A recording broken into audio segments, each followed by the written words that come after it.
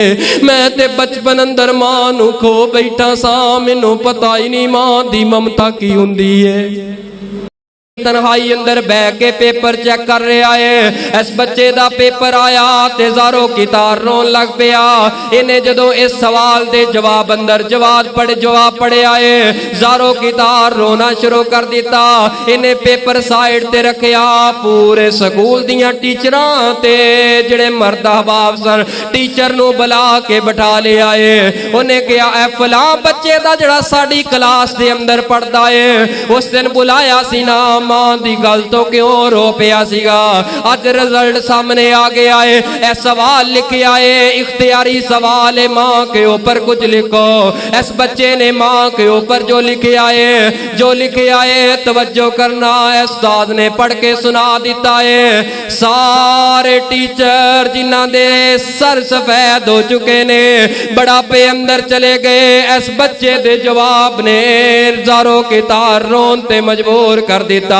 यार की ऐसा खास लिखे है बच्चे ने लिखा है। बच्चा लिखदा की है, उस्ताद जी मैं की लिखा मां के ऊपर, मैं ते मां दी ममता नू अज तक पाया ही कोई नहीं। मैनू ते ही नहीं पता कि मां दी ममता की हुंदी है। मैं ते बचपन अंदर अपनी मां नू खो बैठा सा।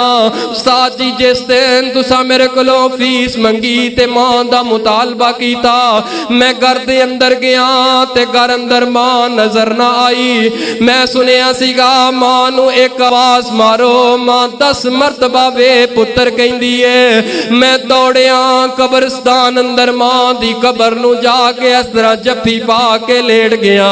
मैं उस्ताद जी बड़ी देर तक अम्मी अम्मी कहंदा रहा, लेकिन उस्ताद जी मां ने एक मरतबा पलट के जवाब नहीं दिता।